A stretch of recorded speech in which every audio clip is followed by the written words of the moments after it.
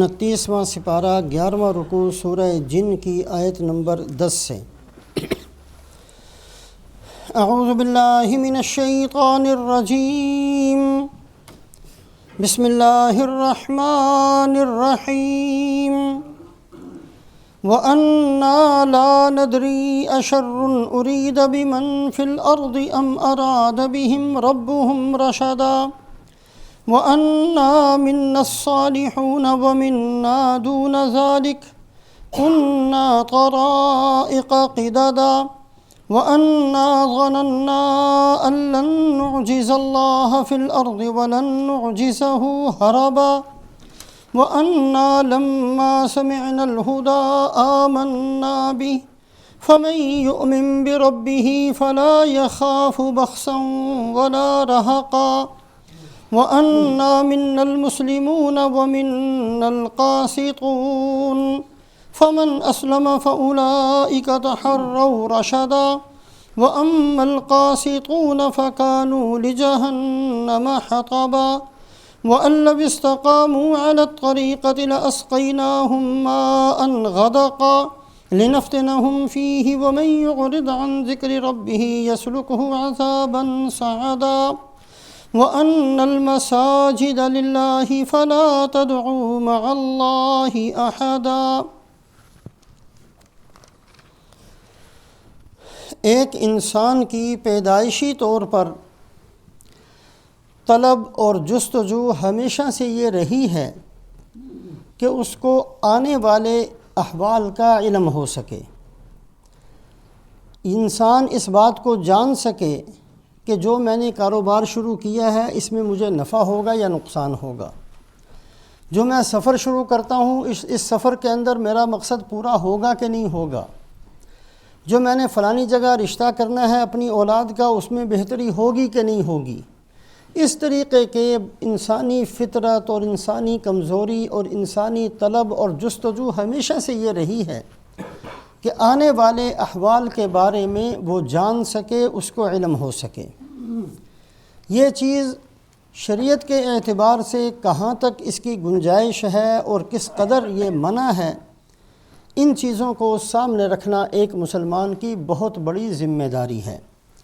زمانہ جاہلیت کے اندر اس بات کو جان لینے کے لیے بہت سارے طریقے رائج تھے اور لوگ ان طریقوں میں پھنسے ہوئے تھے۔ ایک طریقہ ازلام کا، جس کو قرآن پاک کے اندر بھی بیان کیا گیا ہے۔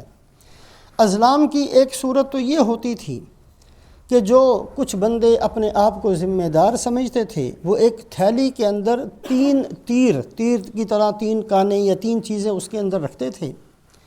ایک کے اوپر لکھا ہوتا امرانی ربی، میرے رب کا یہ حکم ہے۔ دوسرے پر لکھا ہوتا نہانی ربی، اللہ پاک اس سے منع کر رہے ہیں، اور تیسرا خالی ہوتا۔ اب کسی بندے نے بھی آنے والی چیز کے بارے میں علم حاصل کرنا ہے، جی میں سفر پر جاؤں گا مجھے نفع ہوگا کہ نہیں ہوگا، میں فلاں کام شروع کرنا چاہتا ہوں اس میں مجھے نقصان ہوگا کہ نفع ہوگا، مجھے کرنا چاہیے کہ نہیں کرنا چاہیے۔ تو زمانے جاہلیت کے اندر ایک طریقہ اس کا یہ تھا کہ ان بندوں کے پاس جایا کرتے اور ان کو جا کر ان کی جو فیس ہوتی تھی وہ ادا کیا کرتے۔ اس کے بعد یہ بندہ تھیلے کے اندر اپنا ہاتھ ڈالتا اور ایک تیر نکال کر اس کے اوپر پڑھ لیا کرتا۔ اگر اس کے اوپر لکھا ہوتا امرنی ربی، اللہ کا یہ حکم ہے، تو یہ کہہ دیا کرتا کہ ٹھیک ہے اس کام کو تم کر لو، اس کے اندر تمہارے لیے بہتری ہوگی، سفر کرنا ہے کر لو، اس کے اندر تمہارے لیے بہتری ہوگی۔ یہ ایک طریقہ رائج تھا۔ اگر وہ تیر نکل آیا جس کے اندر نہانی ربی ہے تو اس کو روک دیتے، خبردار اس کام کو نہ کرنا، اگر اس کام کو کرو گے تو نقصان کے اندر مبتلا ہو جاؤ گے۔ اور اگر تیسرا تیر نکلتا تھا جو خالی ہوتا تھا تو پھر کہہ دیا کرتے تھے کہ ابھی اس کے بارے میں کوئی علم نہیں ہے، کچھ بتا نہیں سکتے، کسی اور وقت آنا، یا اگر ابھی دوبارہ پوچھنا چاہتے ہو تو دوبارہ فیس ادا کرو، پھر ہم جو ہے دوبارہ تھیلے میں ڈال کر پھر ایک نکالیں گے۔ جیسے آج کل کچھ بیہودہ لوگ طوطا اور یہ چیزیں لے کر بیٹھے رہتے ہیں، لوگوں سے پیسے بٹورتے ہیں، پھر وہ طوطا چلتے چلتے ایک کارڈ اٹھا کر دے دیتا ہے۔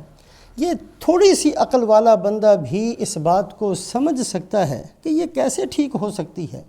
ایک آدمی تھیلے میں ہاتھ ڈالے گا، اتفاقی بات ہے، کوئی نہ کوئی چیز تو اس کے ہاتھ میں آئے گی۔ اگر اس کے ہاتھ میں امرانی ربی آ گئی تو کہاں سے یہ دلیل ہوگی کہ اللہ کا یہ حکم ہے؟ اللہ نے کہاں لکھا ہے کہ جو تمہارے ہاتھ میں آئے گا وہ میرا ہی حکم ہوگا؟ یہ چیزیں ایک معمولی عقل والا بھی اس کو غلط سمجھتا ہے۔ ایک یہ طریقہ تھا زمانہ جاہلیت کے اندر جس پر بڑی شدت سے عمل کیا جاتا۔ دوسرا طریقہ یہ تھا کہ 3 کی بجائے 10 تیر ہوا کرتے، 10 تیر، اور اس کے اوپر مختلف چیزیں لکھی ہوتی، کوئی بہتری کی، کوئی نقصان کی، کوئی پریشانی کی، کوئی لڑائی کی، مختلف چیزیں لکھی ہوتی۔ اس میں بھی صورت یہی ہوتی تھی کہ جا کر وہ پیسے ادا کرتے، وہ پھر آدمی اس کے اندر ہاتھ ڈال کر ایک چیز نکال دیا کرتا اور کہہ دیا کرتا کہ اس کے اندر تمہارے لیے یہ چیز مقدر ہے۔ ظاہر بات ہے چھوٹی سی عقل والا بھی اس بات کو سمجھتا ہے کہ کس قدر ڈھونگ تھا اور کس قدر بیہودہ چیز تھی۔ کیسے یہ ممکن ہے کہ جو تمہارے ہاتھ میں آ جائے گا اسی طریقے سے ہو جائے گا؟ کوئی مقدرات اور اللہ کے فیصلے ایسے تھوڑی ہوتے ہیں۔ تو بہرحال یہ ایک طریقہ تھا۔ کچھ لوگوں کی دکان چل رہی تھی، کچھ لوگ اس سے لوگوں کو پیسے بٹورتے تھے، پاگل بناتے تھے۔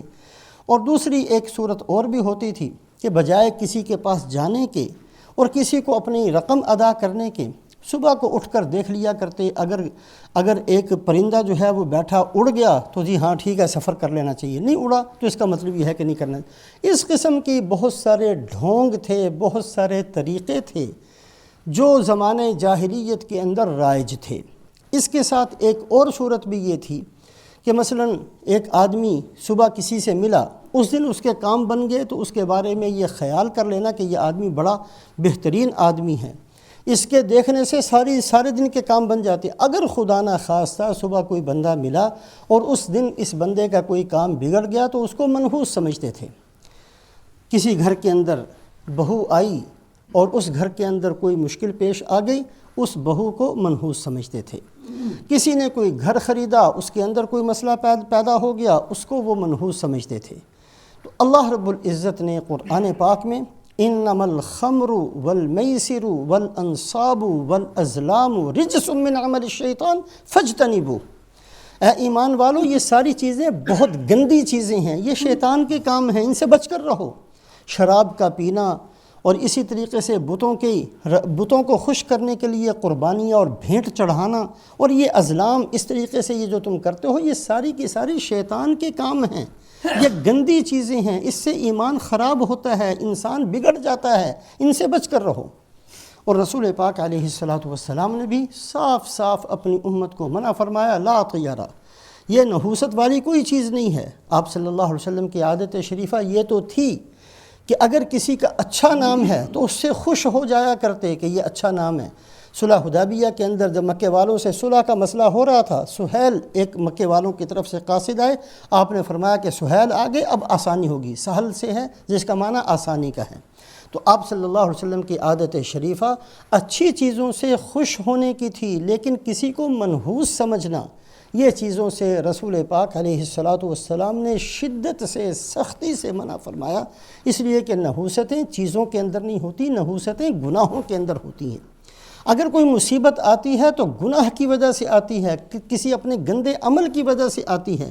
کسی کو دیکھنے سے کوئی نحوست نہیں آتی، کسی کے گھر میں آنے سے کوئی نحوست نہیں آتی، کوئی گھر خرید لینے سے کوئی وہ چیز منحوس نہیں ہو جاتی۔ نہ کسی وقت کے اندر نحوست ہے، نہ کسی مخلوق کے اندر نحوست ہے۔ اگر نحوست ہے تو وہ انسان کے اپنے معاصی، اپنے کفر، اپنے شرک، اپنے گناہوں کے اندر ہے۔ تو ایک طریقہ تو اس طریقے سے تھا، لوگوں کے اندر چونکہ یہ ایک انسانی فطرت ہے، کمزوری ہے، ہر بندہ یہ چاہتا ہے کہ مجھے پتہ چل جائے کہ میں جو کام کرنے لگا ہوں اس کا نتیجہ کیا ہوگا۔ ہر آدمی کی خواہش ہوتی ہے، فطرتی خواہش ہے، لیکن اس کا پتہ چلتا ہے کہ نہیں چلتا؟ ہرگز نہیں چلتا پتہ۔ اللہ پاک کے پاس ہے کل کیا ہونے والا ہے، اس کا علم اللہ نے اپنے پاس رکھا ہے۔ تو ایک تو زمانہ جاہلیت کے اندر یہ طریقہ تھا، اور بدقسمتی سے اس سے ملتے جلتے طریقے آج بھی امت کے اندر بہت سارے رائج ہیں۔ دوسرا طریقہ تھا ستاروں سے حال کا پتہ کرنا، علم نجوم جس کو کہا جاتا ہے۔ علم نجوم اس کو بہت زیادہ اختیار کیا جاتا تھا۔ کچھ لوگ ہوتے تھے جن کا کام ہی زندگی کا یہ ہوتا تھا کہ وہ ستاروں کے بارے میں معلومات حاصل کرتے تھے، اور پھر اس کے بعد اپنی دکان بنا کر بیٹھ جایا کرتے تھے، اور لوگ ان سے پوچھا کرتے اور وہ بتایا کرتے۔ اور وہ علم نجوم جو ہے اس کی ایک لمبی چوڑی داستانیں ہیں، بہت لمبا چوڑا ایک کاروبار تھا جو علم نجوم کے نام پر ہوا کرتا تھا زمانے جاہلیت کے اندر۔ زمانے جاہلیت کے بعد بھی مسلمانوں کے اندر کچھ جب اعمال سے دوری ہوئی ہے تو یہ چیزیں پھر بھی ان کے اندر آئیں۔ بغداد شہر جب اس کو بنایا گیا اور جو اس زمانے میں خلیفہ تھا اس نے اپنے دارالخلافہ بنانے کے لیے بغداد کی جب تعمیر کی ہے تو اس زمانے کے جتنے بھی بڑے بڑے کاریگر تھے سب کو بلایا گیا، نقشہ بنانے والے اور محلات بنانے والے اور مستری اور مزدور، سب کو اکٹھا کر کے بڑا بہترین قسم کا نقشہ بنا کے ہر طرف سے راستہ ہو، درمیان میں محل ہو، ہاں ایک نہر ہو جو پورے شہر کے اندر ہر گلی کے اندر سے گزرے، ایک لمبا چوڑا نقشہ بنایا گیا۔ جب بغداد کی تعمیر ہو رہی تھی اس زمانے کے اندر جو علم نجوم کا اپنے آپ کو ماہر کہا کرتے تھے ان کی بھی ایک جماعت خلیفہ وقت کے پاس آئی اور آ کر کہا کہ جی آپ سب سے پوچھ رہے ہیں، ہم سے بھی پوچھیں اور پھر جیسے ہم بتائیں اس طریقے سے اس شہر کی تعمیر کریں۔ اگر آپ نے ہماری بات کو مان لیا تو اس کا نتیجہ یہ ہوگا کہ ہم ایسا علم جانتے ہیں کہ کوئی خلیفہ جو ہے اس کی موت بغداد میں نہیں آئے گی۔ موت سے ہر بندہ ڈرتا ہے، لہٰذا ان کے کہنے کے حساب سے جیسے انہوں نے کہا اسی طریقے سے نقشے کے اندر بھی، بنانے کے اندر بھی، ہر چیز کے اندر ان کی رائے کو مقدم رکھا گیا اور پھر بغداد کو بنایا گیا۔ اور واقعتاً جو بادشاہ تھا جب تک بغداد میں رہا نہیں مرا، سفر کیا باہر نکلا اس کی موت آ گئی۔ اب انہوں نے بہت شور مچایا کہ ہم تو پہلے کہتے تھے کہ ہمارے حساب سے اگر بنایا جائے گا تو پھر بغداد کے اندر کسی کی موت نہیں آئے گی۔ دوسرا خلیفہ آیا وہ بھی بغداد میں نہیں مرا، تیسرا آیا وہ بھی بغداد میں نہیں مرا۔ علم نجوم والوں نے اپنی آپ کو بہت مشہور کیا، لیکن جو چوتھا آیا اس کی موت بغداد کے اندر آ گئی، اس لیے کہ یہ تو اللہ کی طرف سے ہیں، مقدرات ہیں۔ اللہ پاک نے ہر ایک بندے کے مرنے کا وقت، اس کے پیدا ہونے کا وقت، اس کے کہاں مرنا ہے، یہ تو اللہ نے پہلے سے لکھا ہوا ہے۔ یہ سعید ہے، یہ بدبخت ہے، یہ کیسا ہے، یہ اللہ پاک کی طرف سے لکھ دیا جاتا ہے۔ کسی بندے کو حق نہیں پہنچتا کہ ان چیزوں کے اندر دخل اندازی کرے، لیکن ایک اٹکل پچو تھا، ایک ان کا اندازہ تھا، وہ اتفاقی طور پر چل گیا، جس کی وجہ سے بہت سارے لوگوں کا ان کی طرف رجوع ہو گیا۔ جن لوگوں نے علم نجوم کے اندر اپنی زندگیوں کو برباد کیا ہے، 40 50 سال صرف ایک ہی کام کیا کہ ستاروں کا علم حاصل کر سکیں اور اس کے حساب سے پھر ہم لوگوں کے بارے میں فیصلہ کر سکیں، ان میں سے بڑے بڑے جو نام ہیں انہوں نے بھی آخر کے اندر یہ کہا کہ ہماری بات صرف اندازہ ہوتی ہے، ہماری بات یقینی اور پختہ نہیں ہوتی۔ اسی وجہ سے صلحاء کا ایک جملہ علم نجوم کے بارے میں ہے، مفیدہ غیر معلوم ومعلومہ غیر مفید، کہ جو ایسا علم جس سے فائدہ ہو وہ اس کا پتہ نہیں ہے، یعنی علم نجوم اللہ جانتے ہیں، اللہ نے کوئی بنایا ہوگا۔ اور روایات کے اندر یہ آتا ہے کہ اللہ پاک نے بعض انبیاء علیہم الصلوات و تسلیمات کو علم نجوم دیا تھا، لیکن یہ ان کے ساتھ خصوصیت تھی۔ کسی نبی نے علم نجوم کی تبلیغ نہیں کی، کسی نبی نے علم نجوم کسی امتی کو سکھایا نہیں۔ جیسے رسول پاک علیہ السلام کے بے شمار علوم ایسے ہیں جو آپ صلی اللہ علیہ وسلم نے امت کو نہیں سکھائے۔ ہمارا ایمان اور ہمارا عقیدہ یہ ہے، اولین آخرین کے جتنے علوم تھے سب کے سب جمع کر کے اللہ پاک نے رسول پاک علیہ السلام کو دیے ہیں، بلکہ اس سے بھی زیادہ دیے ہیں، لیکن جو آپ نے امت کو بتائے ہیں وہ تو بہت تھوڑے سے ہیں۔ اس کا عالم تو دنیا میں ہو سکتا ہے، ایک بندہ ایسا ہو سکتا ہے جو ساری کی ساری شرعی معلومات کو سیکھ لے، یاد کر لے، لیکن رسول پاک علیہ السلام کے علم کی مقدار تو بہت زیادہ ہے۔ تو ہر نبی کا جو خاص علم ہوتا ہے، اسی طریقے سے بعض انبیاء علیہم الصلوات و تسلیمات کو خصوصیت کے ساتھ اللہ پاک نے یہ علم دیا تھا، لیکن یہ علم ان کی خصوصیت تھی۔ یہ علم کسی بھی نبی نے، کسی ایک نبی نے بھی آگے اپنی امت کو نہ سکھایا ہے، نہ اس کی تبلیغ کی ہے، نہ اس کا کوئی اصول بتایا ہے۔ علم ہے تو اللہ کے علم میں ہے، اللہ کے علم میں تو سب کچھ ہے، اللہ تو سب کچھ جانتے ہیں، لیکن انسانوں کو یہ چیزیں نہیں بتائی گئیں، نبیوں کو بتائی گئیں تو نبیوں نے اپنی امت کو نہیں بتائیں۔ اس وجہ سے یہ جو صلحاء کا قول ہے مفیدہ غیر معلوم، کہ جو ایسا علم جس سے کوئی فائدہ ہو وہ کسی کو پتہ نہیں ہے، جو پتہ ہے اس سے فائدہ نہیں ہے، پتہ جس کو جتنے اصول آتے ہیں علم نجوم کے بارے میں 100 کتابیں بھی پڑھ لیں، آخر میں یہی ہوگا کہ اندازہ ہے حتمی اور یقینی فیصلہ نہیں ہے۔ جب حتمی اور یقینی فیصلہ نہیں ہے تو پھر اس میں لگنے کی کیا ضرورت ہے اور اس میں وقت کو ضائع کرنے کی کیا ضرورت ہے۔ حضرت امام بخاری رحمۃ اللہ علیہ نے حضرت قتادہ رضی اللہ تعالیٰ عنہ کا قول بخاری شریف کے اندر لکھا، انہوں نے یہ فیصلہ کیا کہ اللہ پاک نے ستارے جو بنائے ہیں، اللہ پاک نے ستاروں کو 3 کاموں کے لیے بنایا۔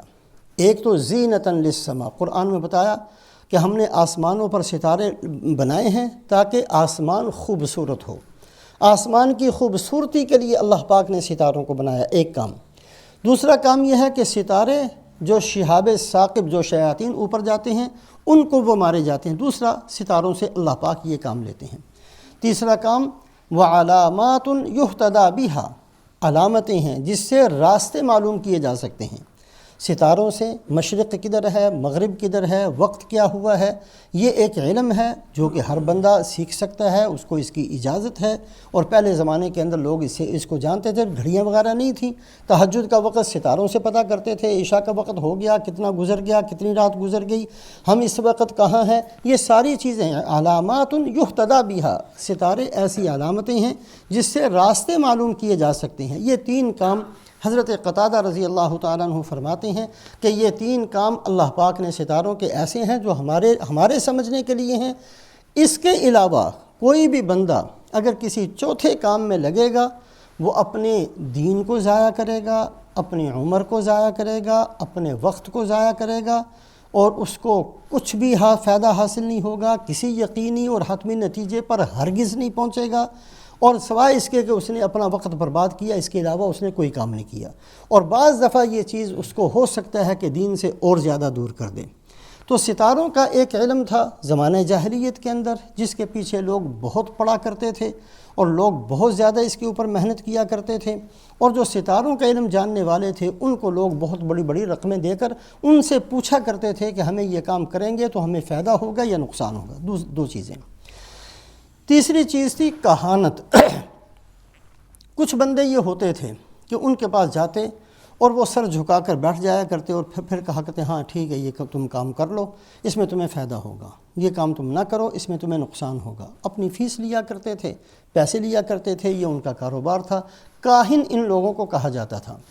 جب رسول پاک علیہ الصلاۃ والسلام نے ایک موقع پر صحابہ سے یہ فرمایا کہ شیاطین کو آسمانوں پر جانے کی اجازت تھی، پھر اللہ پاک نے حضرت عیسیٰ علیہ السلام کی جب پیدائش ہوئی ہے تو اوپر کے 3 آسمانوں کو بند کر دیا کہ 3 آسمانوں پر اوپر کے جو 3 ہیں 7واں، 6واں، 5واں شیاطین اس سے نیچے رہ سکتے ہیں۔ پھر رسول پاک علیہ الصلاۃ والسلام کی نبوت کے ساتھ مکمل پابندی لگا دی گئی، کوئی شیطان، کسی کو اتنی جرأت اور ہمت نہیں ہے کہ آسمان تک پہنچ سکے، بادلوں تک رہتے ہیں۔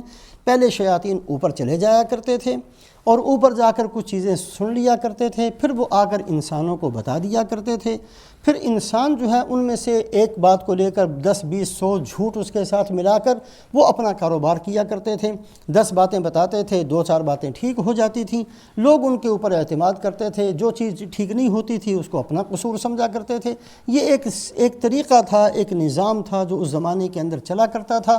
کہانت کے بارے میں، کاہنوں کے پاس جانے کے بارے میں رسول پاک علیہ الصلاۃ والسلام نے ایک روایت کے اندر فرمایا، من اتا کاہنن فسألہ، جو بندہ کسی کاہن کے پاس گیا اور اس سے جا کر پوچھا، اگلی بات نہیں فرمائی کہ پوچھنے کے بعد اس کو صحیح مانا یا نہیں مانا، یہ نہیں، صرف اس سے پوچھا، جا کر اس سے سوال کیا کہ جی بتاؤ میں یہ کام کروں اس میں میرے لیے فائدہ ہوگا یا نقصان ہوگا، میں یہ رشتہ کرنا چاہتا ہوں اس میں فائدہ ہوگا یا نقصان ہوگا، میں یہ کام سفر کرنا چاہتا ہوں اس میں صرف پوچھا۔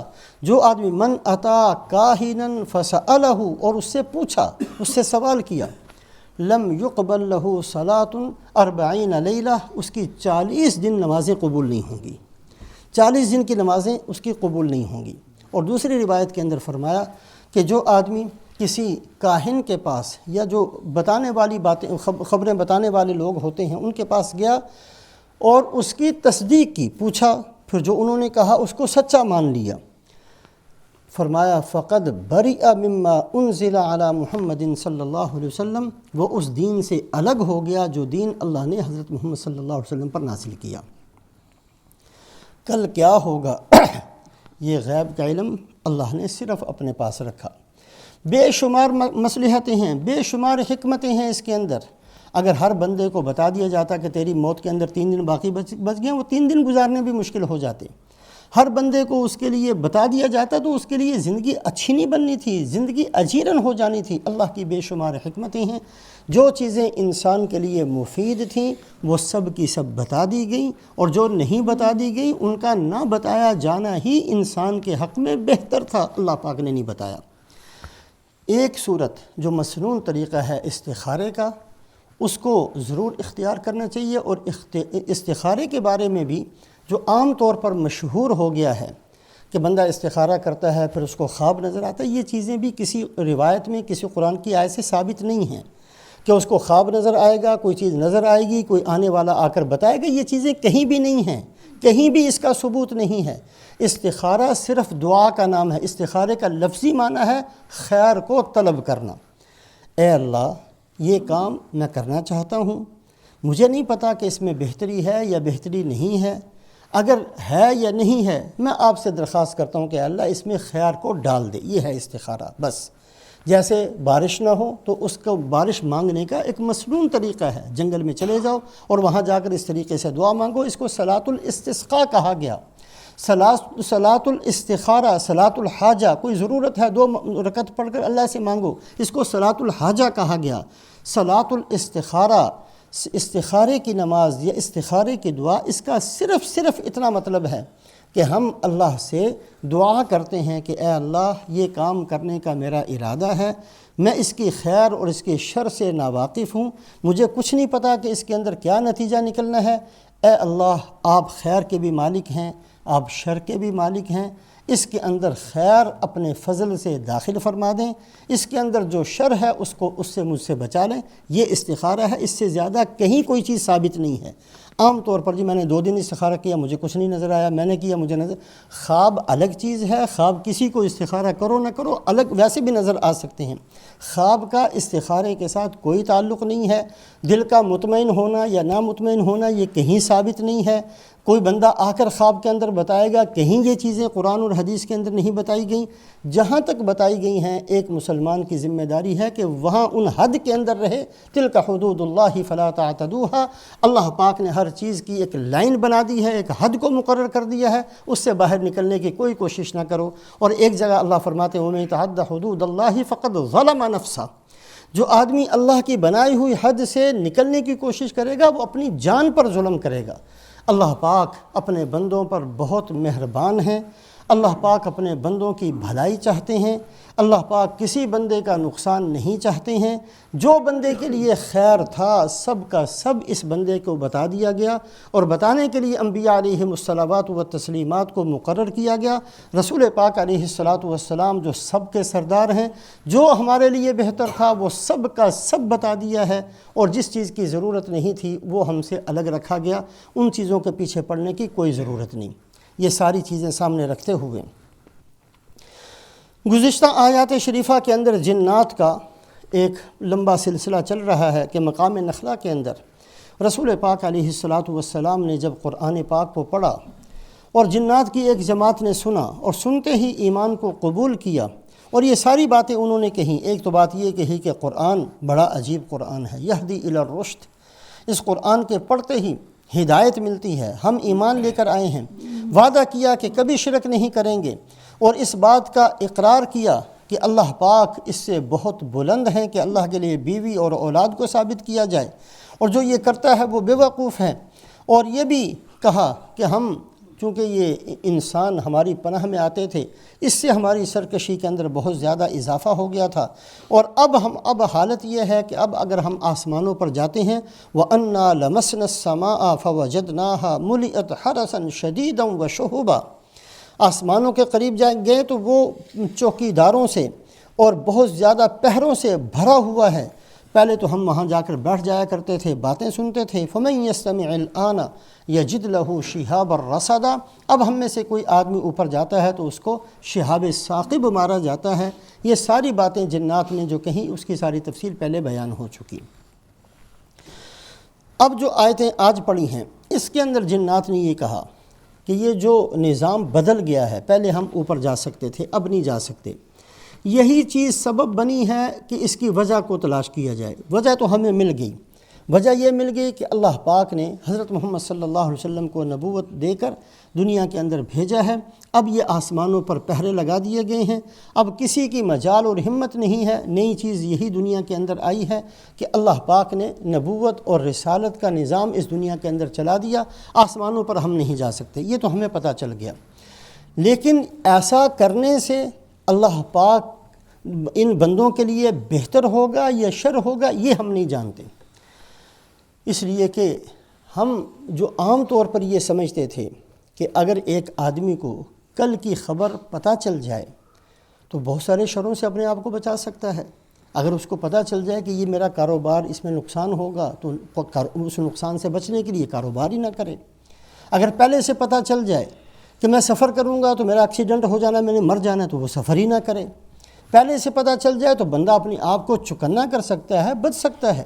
تو ہم تو اس کو خیر سمجھتے تھے کہ یہ چیزیں جو ہم انسانوں کو بتا دیتے ہیں اور انسان پھر اپنے آپ کو بچا لیتے ہیں، اس میں ہمیں تو خیر نظر آتی تھی۔ لیکن اب جو روک دیا گیا ہے، وَأَنَّا لَا نَدْرِي، ہم نہیں جانتے، أَشَرٌ أُرِيدَ بِمَنْ فِي الْأَرْضِ، اس زمین میں بسنے والوں کے لیے زمین میں بسنے والوں کے لیے کسی شر کا ارادہ کیا گیا ہے، ام اراد بہم ربہم رشدا، یا ان کے رب نے ان کے لیے بہتری کا ارادہ کیا ہے۔ یہ فیصلہ ہم نہیں کر سکے، اللہ پاک نے بہتری کا ارادہ کیا۔ بہتری کا ارادہ کیسے؟ بہتری کا ارادہ یہ ہے کہ جنات جو خبریں دیا کرتے تھے وہ اپنی خدائی کا دعویٰ کیے بیٹھے تھے، جس کی وجہ سے ان کی آخرت برباد ہو رہی تھی۔ وہ مشرک بن رہے تھے، وہ لوگوں کو شرک کے اندر مبتلا کر رہے تھے، اور اللہ پاک شرک کی بخشش نہیں کریں گے، وہ جہنم کا ایندھن بن رہے تھے، بنا رہے تھے۔ یہ ایک کام جو غلط کام تھا وہ دنیا میں ہو رہا تھا، وہ رک جائے۔ ایک آدمی کو اللہ پر بھروسہ کرنا آ جائے، ایک آدمی کو اللہ پر اعتماد نصیب ہو جائے، وہ دعا مانگے سفر سے پہلے کہ اللہ مجھے اس سفر کے نقصان سے محفوظ فرما، وہ دعا مانگے کاروبار سے پہلے کہ اللہ مجھے اس کاروبار کے نقصان سے محفوظ فرما، وہ ان طریقوں کو اختیار کرے جس سے نقصان سے بچ جائے، تو اللہ پاک نے بہتری کا ارادہ کیا ہے۔ یا جو پہلے لوگوں کو پتہ چل جاتا تھا وہ اب پتہ نہیں چلتا، اس سے کسی شر کا ارادہ، یہ فیصلہ ہم نہیں کر سکتے۔ مفسرین فرماتے ہیں کہ جنات کی جو یہ ایک جماعت تھی جنہوں نے رسول پاک علیہ السلام سے ابھی تھوڑا سا قرآن، پورا قرآن بھی تھوڑا سا قرآن سنا تھا، اس سننے کی برکت یہ تھی کہ اتنی ساری تبدیلی ان کے اندر آئی، اور یہاں آ کر یہ نہیں کہا کہ ہم نہیں جانتے کہ اللہ نے برائی کا ارادہ کیا ہے یا اللہ نے خیر، یہ نہیں کہا۔ یہ کہا کہ ہم نہیں فیصلہ کر سکے کہ دنیا میں بسنے والوں کے ساتھ برائی کا ارادہ ہے یا اللہ نے خیر اللہ کی طرف منسوب کی ہے، برائی کو اللہ کی طرف منسوب نہیں کیا۔ اتنا ادب رسول پاک علیہ السلام کی قرآن پاک کے سننے سے ان کے اندر پیدا ہو گیا، اتنی تبدیلی آ گئی کہ ان کا عقیدہ بھی درست ہو گیا، ان کے اعمال بھی درست ہو گئے، وہ ایمان والے بھی بن گئے، انہوں نے اپنی سرکشی کا اعتراف بھی کر لیا، اور وہ یہ ادب بھی ان کے اندر آ گیا کہ کوئی شر اللہ کی طرف منسوب نہیں کرنی چاہیے۔ اس بات کو سامنے رکھا جائے کہ اللہ پاک خالق خیر بھی ہیں اور خالق شر بھی ہیں۔ خالق معنی پیدا کرنے والا۔ اللہ پاک نے ایمان کو بھی اللہ ہی نے پیدا کیا ہے، کفر کو بھی اللہ ہی نے پیدا کیا ہے۔ سچ کے پیدا کرنے والے بھی اللہ ہیں، جھوٹ کے پیدا کرنے والے بھی اللہ ہیں۔ اللہ پاک خالق کل شیء، ہر چیز کے خالق اللہ ہیں، لہذا خالق خیر بھی اللہ اور خالق شر بھی اللہ۔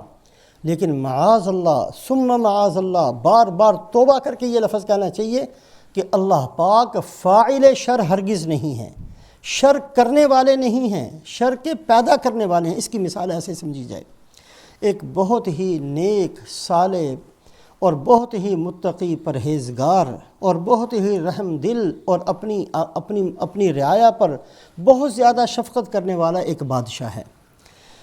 وہ ہر وقت اپنی رعایا کی خیر خواہی چاہتا ہے، لیکن خیر خواہی کے ساتھ ساتھ اس نے قید خانہ بھی بنا کے رکھا ہے۔ اس نے یہ سزا بھی اپنے ملک کے اندر رکھی ہے کہ جو چوری کرے گا میں اس کو قتل کر دوں گا، اس کے ہاتھ کاٹ دوں گا، جو فلانا ظلم کرے گا، جو کسی کو قتل کرے گا میں بدلے کے اندر اس کو قتل کر دوں گا۔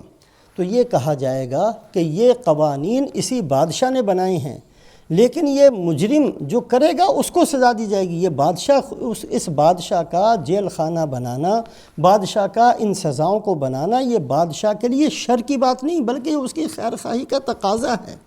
وہ بادشاہ بہت خیر خواہ ہے، وہ لوگوں کی جان اور مال کی حفاظت چاہتا ہے، اس لیے اس نے قانون بنا دیا کہ جو ان کی جان مال اور عزت آبرو پر ہاتھ ڈالے گا میں اس کو قتل کر دوں گا۔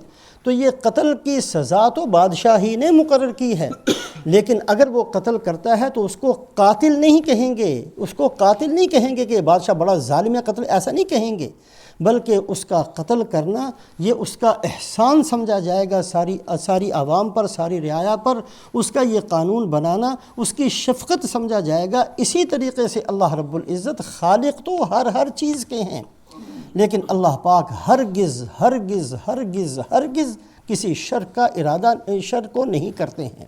اللہ پاک صرف خیر چاہتے ہیں۔ شر اگر منسوب کی جائے گی تو بندے کے اپنے گناہوں کی طرف کی جائے گی۔ ان اصابت کا حسنۃ فمن اللہ وان اصابک من سیئۃ فمن نفسک۔ رسول پاک علیہ الصلوۃ والسلام کو بھی اللہ نے فرمایا کہ اگر کوئی اچھائی پہنچتی ہے تو وہ اللہ کی طرف سے ہے، اگر کوئی برائی آئی ہے، کوئی عذاب آیا ہے، کوئی مصیبت آئی ہے تو اللہ نے بھیجی ہے، لیکن وہ آئی تمہارے اپنے گناہوں کی وجہ سے، اس کے ذمہ دار اللہ نہیں ہیں، اس کے ذمہ دار بندے ہیں، اس لیے کہ وہ گناہ نہ کرتے، وہ چوری نہ کرتے، وہ بے حیائی کا کام نہ کرتے، وہ زکوٰۃ نہ روکتے تو قحط نہ آتا، وہ اگر غلط فیصلے نہ کرتے تو ظالم حکمران مسلط نہ کیے جاتے۔ یہ سب کچھ جو ہوتا ہے یہ بندوں کے اپنے گناہوں کی وجہ سے ہوتا ہے۔ بالکل اسی طریقے سے جنات نے اتنا ادب سیکھ لیا رسول پاک علیہ الصلوۃ والسلام کی زبان مبارک سے قرآن پاک کو سن کر کہ انہوں نے شر کو اللہ کی طرف منسوب نہیں کیا، خیر کو اللہ کی طرف منسوب کیا کہ یہ جو نظام بدل دیا گیا ہے ہم یہ فیصلہ تو نہیں کر سکے کہ اس کے اندر شر ہے یا اللہ کی طرف سے خیر ہے، ہم نہیں جانتے۔ وَأَنَّا مِنَّا الصَّالِحُونَ وَمِنَّا دُونَ ذَلِكَ كُنَّا طَرَائِقَ قِدَادًا۔ اور ساتھ یہ بھی کہا کہ ہم میں سے یعنی جنات کی جماعت میں صالح لوگ بھی ہیں اور ہم میں غیر صالح بھی ہیں، ایسے بھی ہیں جو بد ہیں، برے ہیں۔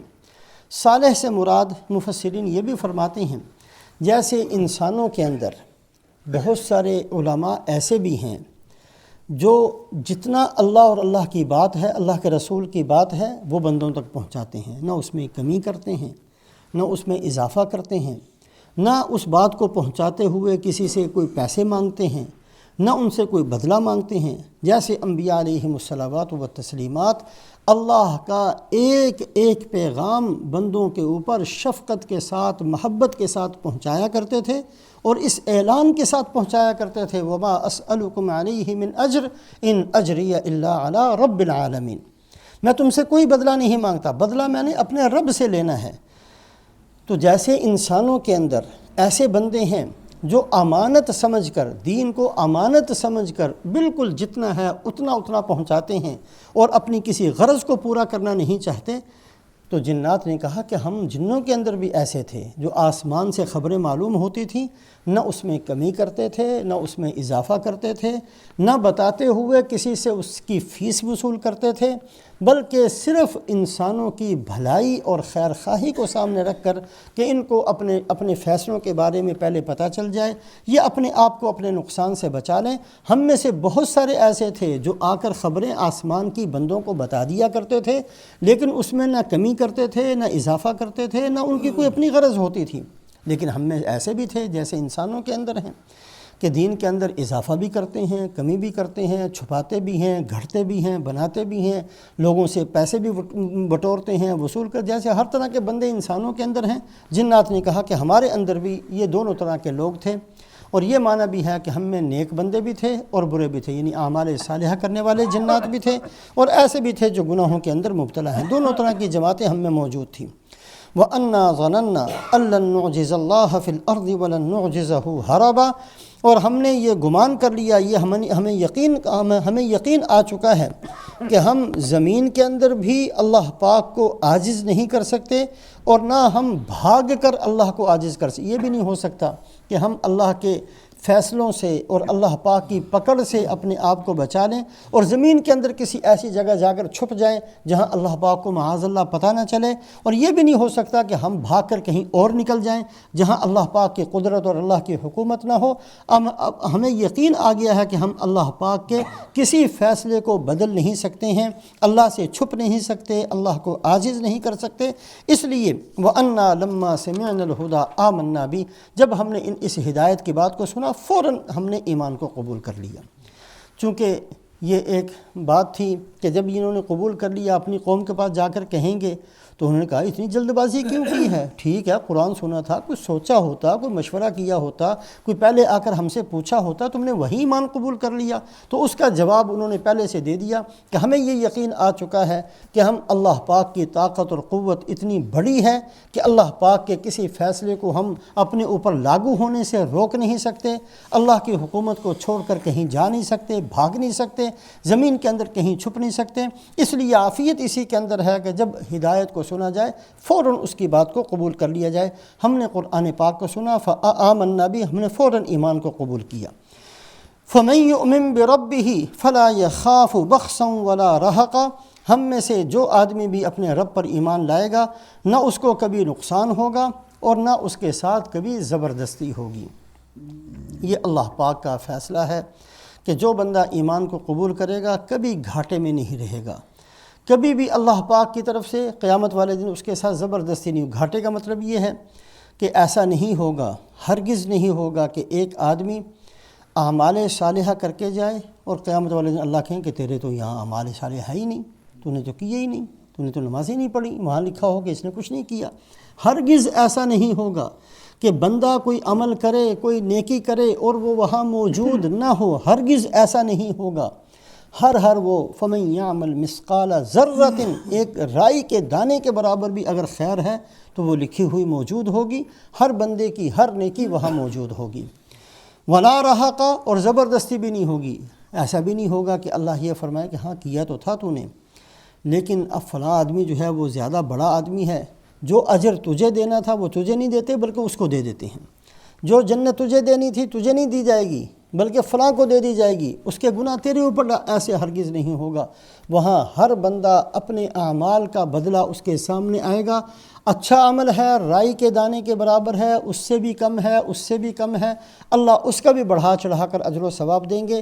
اور اگر گناہ ہے یہ تو اللہ فرمائیں گے کہ اپنے فضل سے اس کو اوپر ستاری کر دیں، معاف کر دیں، لیکن ایسا ہرگز نہیں ہوگا کہ کسی اور کا گناہ لا کر اس بندے کے نامہ اعمال میں ڈال دیا جائے اور اس کو سزا دی جائے، ہرگز ایسا نہیں ہوگا۔ اور جو آدمی ایمان کو قبول کرے گا بظاہر دنیا کے اندر کتنا ہی نقصان نظر آتا ہو، دنیا کے اندر بھی اللہ پاک اس کو نقصان سے بچائیں گے۔ صحابہ اکرام رضوان اللہ علیہم اجمعین جنہوں نے ایمان قبول کیا، بظاہر نظر آتا ہے ان کے گھر اجڑ گئے، بظاہر نظر آیا ان کے کاروبار تباہ ہو گئے، بظاہر نظر آیا کہ پیٹ پر پتھر بندھ گئے، بظاہر نظر آیا کہ عزت کے نقشے ختم ہو گئے، وہی صحابہ جو باعزت تھے ان کو زمین پر گھسیٹا گیا، وہی صحابہ جن کا بڑا وقار تھا ان کو انگاروں پر لٹایا گیا، بظاہر یہ ساری چیزیں نظر آتی ہیں، لیکن یہ عارضی تھیں، وقتی تھیں۔ اللہ پاک نے وہ عزتیں اور وہ بزرگی اور شرافتیں اور کرامتیں ان حضرات کی مقدر میں لکھ دی، اور اتنا کچھ اللہ نے دنیا کے اندر بھی دے دیا کہ ہر مسلمان قیامت تک ان کے ایک ایک کے نام کے ساتھ رضی اللہ عنہ ورضوا عنہ یہ لفظ ان کے ساتھ کہتا ہے، عزت و احترام کے ساتھ۔ وہ ساری تکلیفیں تھیں وہ عارضی تھیں۔ یہی بات جنات نے کہی کہ جو بھی اللہ پر ایمان لائے گا بظاہر اگر نظر بھی آیا تو وہ وقتی اور عارضی ہوگا، لیکن نہ اس کو گھاٹا ہونا ہے نہ اس کو نقصان ہونا ہے۔ ایمان والا کبھی گھاٹے اور نقصان کے اندر نہیں رہتا۔ وَأَنَّا مِنَّا الْمُسْلِمُونَ وَمِنَّا الْقَاسِطُونَ، ہم میں سے بہت سارے بندے ایسے تھے جو اسلام والے بھی تھے اور ہم میں سے بے انصاف بھی تھے، ایسے بھی ہیں جنہوں نے اس نظام کو بدلتے ہوئے دیکھا، قبول کر لیا کہ ہاں جی ٹھیک ہے اب ہم آسمانوں پر نہیں جائیں گے بلکہ اللہ پاک کے بات کو مانیں گے، نبی کی بات کو مانیں گے، صحیح طریقے سے چلیں گے۔ اور ہم میں سے یعنی جنات میں سے ایسے بھی ہیں جن کے اندر شر زیادہ ہے، انہوں نے آج بھی ان چیزوں کو نہیں چھوڑا ہے اور ویسے ہی لوگوں کو گمراہ کرنے کے پیچھے لگے ہوئے ہیں۔ اولیاء الشیطان کے اندر وہ داخل ہو چکے ہیں، کسی کو کسی طریقے سے گمراہ کرتے ہیں، کسی کو کسی طریقے سے۔ تو کہا وَأَنَّا مِنَّا الْمُسْلِمُونَ وَمِنَّا الْقَاسِطُونَ، ہم میں دونوں طرح کے لوگ موجود ہیں۔ فَمَنْ أَسْلَمَ فَأُولَٰئِكَ تَحَرَّوْا رَشَدًا، جو اس مسلمان ہونے والے ہیں وہ تو اپنی نیک راستے پر آ چکے ہیں۔ وَأَمَّا الْقَاسِطُونَ فَكَانُوا لِجَهَنَّمَ حَطَبًا، اور جو ہم میں سے بے انصاف ہیں اور زیادتی اور گناہوں کی راستوں پر چلنے والے ہیں، ان کے لیے جہنم ایندھن بنا دیا گیا ہے۔ یہ وہ اقوال تھے جو جنات نے مقام نخلا کے اندر رسول پاک علیہ السلام کا قرآن پاک سنا اور اس وقت یہ ساری کی ساری باتیں کہیں۔ اگلی آیات شریفہ کے اندر اللہ رب العزت نے ان کے ساتھ کیا وعدہ کیا اس کو بیان کیا گیا ہے۔ جو ہم نے پڑھا ہے اللہ اپنے فضل و احسان سے عمل کی ہم سب کو توفیق نصیب فرمائے۔ اللہم صلی علی سیدنا و مولانا محمد وعلی آل سیدنا و مولانا محمد وبارک وسلم۔ ربنا ظلمنا انفسنا وإن لم تغفر لنا وترحمنا لنكونن من الخاسرين۔ ربنا آتنا في الدنيا حسنة وفي الآخرة حسنة وقنا عذاب النار۔ سبحان ربك رب العزة عما يصفون وسلام على المرسلين والحمد لله رب العالمين برحمتك۔